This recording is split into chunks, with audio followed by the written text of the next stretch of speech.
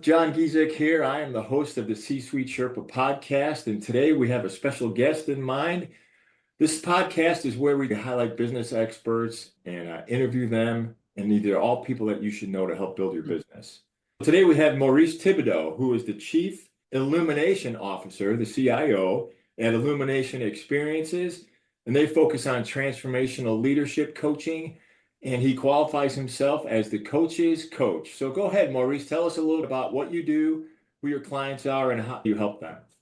Yeah, thanks so much, John. There's really two segments to the people that I help. One is on the transformational leadership side. I love helping high impact, high influence individuals, typically CEOs, C-suite, people that are leaders of teams in communities.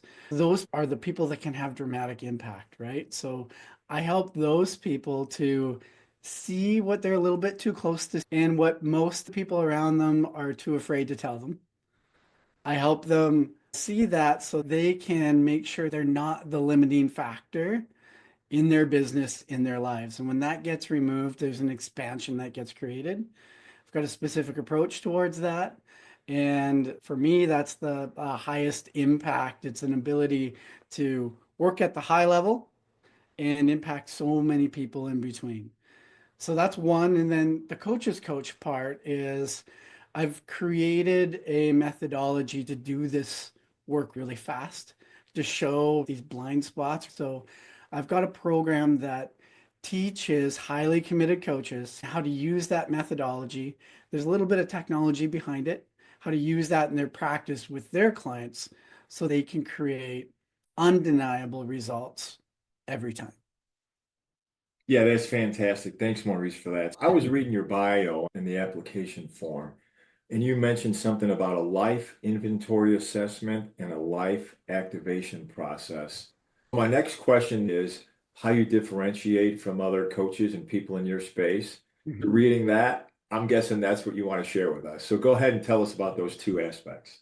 Yeah, absolutely. Differentiation is pretty important, right? The coaching industry, the space, it's gotten pretty, I don't want to say polluted because the more people that have coaches, the better, but it's a pretty wide. The life inventory assessment is the premium tool that allows me to bring clients into what I call radical awareness. It's also what I teach other coaches to use. Because without radical awareness, we can't change what we can't see. We start at the beginning of the process in a really deep reflective space where people they can't hide from themselves. And that's a really positive thing. And from that space of radical awareness, we follow the clues to find the root causes of what's in the way. There's so much coaching that dabbles with tactics and outcomes that are above the iceberg.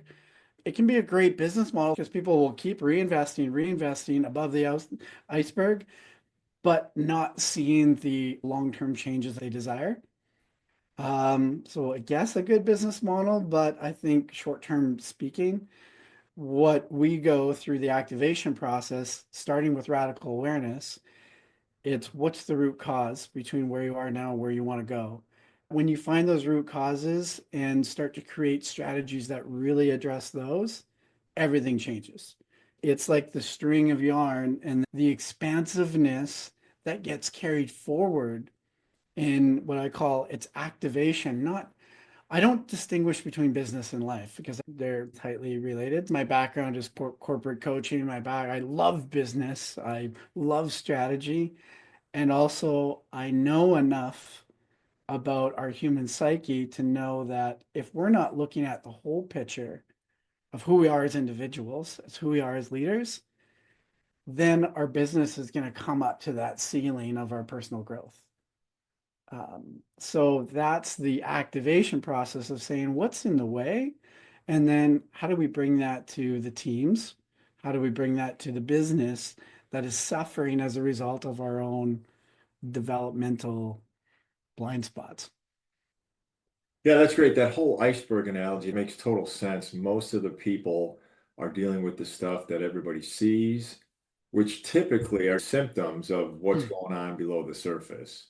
Addressing above the iceberg stuff and trying to get behavior change without dealing with the root cause is kind of like what you were saying. It's a recipe for Yeah. long-term development and growth, but I can understand how that might not give you the solution you're looking for. So yeah, that's great. I appreciate you sharing that.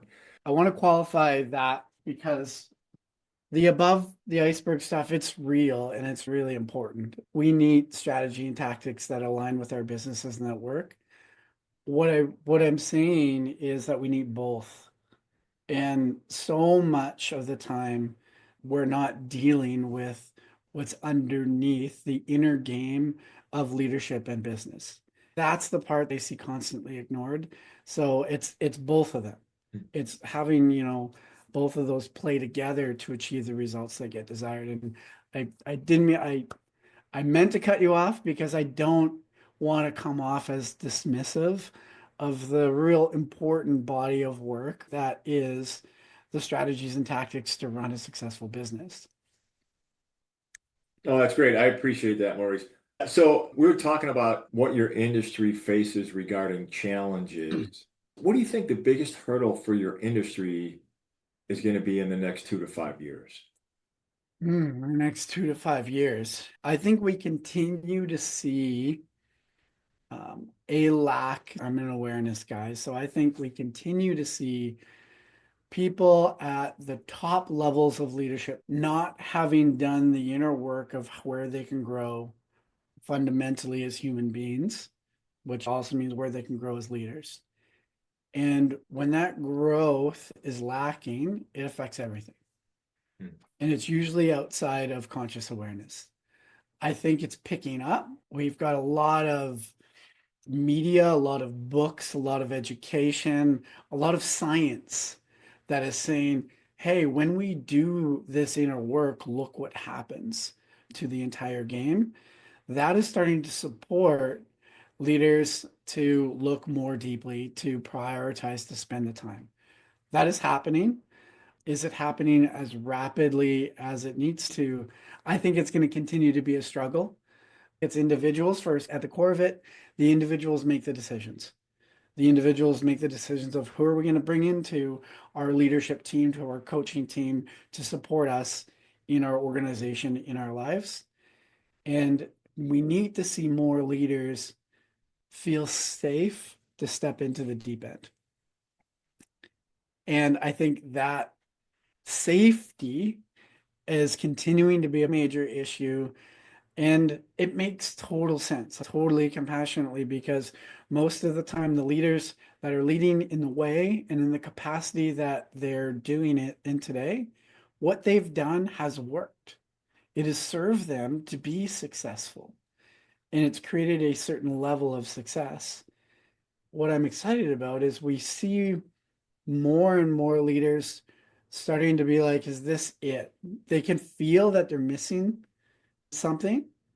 It's the leaders with that curiosity, the leaders with that either burning fire to change and or like just this really kind of, I would say, ego safety to be like, what's next? What's next? When leaders match practitioners that are well trained, well intentioned, and that can take them down the steps, then we've got like an industry poised to change the game. I get really excited about the change that can create when those two things happen. On the side of practitioners, I think we've got too many practitioners that have enough training to go a few steps, but not enough depth and experience to take it to the next level. Yet they're happy to take a bunch of checks. Particularly the people that are writing the checks, when you step into that deep space, when you create vulnerability and put in investment, I'm not just talking dollars and cents. When you put in personal investment of, let's try this, right? Let me go through my own inner work and see how this works out. If it doesn't take them to a place of expansiveness, if that honored space gets violated, and a lot of times it's not out of intention, people find themselves out of capability, then it gets damaged. That trust relationship gets damaged. And that thing they thought they should try now is two steps back. Yeah, I totally understand. There's nothing that's going to be exposed through vulnerability without a trust relationship for sure. That's Yeah. got to be number one. Mhm. So I wanted to ask you real quick, as you take your clients through the processes, what's the biggest resistance that you see across the board? Hmm. Of people not like kind of stepping in, the resistance, it's fear of wasting time, money. I think it's fear of it being a time like a waste. There's some other fears, but for people actually ready to step towards it, they don't want to waste their time and money.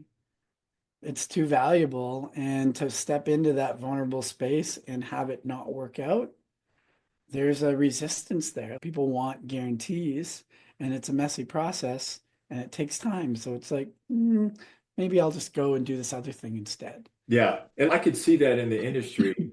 You brought this up briefly about coaching. There's varying degrees of coaching, qualifications, and training. When you talk to somebody about getting a coach, you may get a lot of resistance. They just throw that, in the coach's bucket that everybody's the same. Yeah. Then they start looking for other solutions. Like I understand that in your industry for sure. All right, Can I Maurice, we're throw gonna go ahead. can I throw an analogy on that? Yep. And I really encourage people looking for coaching and therapy to treat it more like they were look like a dating game. Let's say you're single and you're going out and you're playing the market, or you're trying to figure out, you're gonna meet some different people, and you got to see if it's a fit, if it's a match, if it's a style match, a values match. And you might have to go on a few dates. That's part of the process, and that's okay, versus like to expect it just to work. They're it's okay. Some coaches are really great, but they might not be the great coach for you, and that's totally okay. So I That's just want to great. throw in that analogy just to be Oh, like it's worth the time spent. oh It yeah, really. that's a great point. I mean, this is the relationship, and you got to click with your coach. Yeah, Otherwise, the transparency will never show up. yeah. All right, Maurice, we're gonna loosen our proverbial untied ties. Okay, Kev, And I'm I ready. mean, yeah, right. You already got the coat off, so I'm gonna ask. We're gonna do like a lightning round. I'm just gonna ask you some quick questions so people get to know you a little bit more on a personal level. Ready? Let's do it. Coffee or tea? Coffee and tea. I'm an options guy, honestly. So both. But coffee first. Cats or dogs? I'm a converted cat person. I love my dog, but my cats, they're where it's at. All right. So if you could only grab one tool, one item during the zombie apocalypse, what are you taking with you, Maurice? One item. Okay. I'm gonna take the light. No, I already have that with me. One item during the zombie apocalypse. I'll go with my first answer. I'm gonna take the life inventory assessment so I can help them see themselves with radical accountability and help them through and maybe some kind of transformation. All right. So what about a favorite quote, a quote that you heard that made an impact for you that you go back to often? Okay, I used this one this morning with a client, so I'm gonna go with let's never stop trying to be qualified for our job. I think that's from Henry Ford. That's awesome. What about a favorite movie or a streaming series you're watching now? Give us something you're doing when you're on the couch. I enjoyed the Yellowstone series. Yeah, that's come up a lot. Yellowstone and Suits, I think, come up a lot as Yeah, well. I love Suits as well. Yeah, it reminded me of a lawyer buddy I have. Yeah. I watched all of Suits. What about a favorite book or a book you're currently reading right now? One of my most influential books was The Power of Focus. Hmm. I read it in my early 20s. It gave me a framework to think and dream. So The Power of Focus. What's one of the biggest obstacles that you had to overcome personally to have the success you're having right now? The deep-seated fear and limiting belief that I wasn't enough. I appreciate that transparency, Maurice. People that are going to be watching this are going to be raising their hand and agreeing with you, brother, for sure. That brought me into the places where I learned the things that I learned and allowing me to serve the way I served. I share that without hesitation. Yeah, that's great. So if any of our viewers want to contact you, what's the best way for them to get a hold of you? I'd say my website, which is a long one, but it's worth it. Illumination Experiences with an S.com. That's the central site that you can poke around with all the things that I'm doing. So Illumination Experiences with an S.com. And then my like any of my socials. So LinkedIn would probably be my most active. So connect with me on LinkedIn.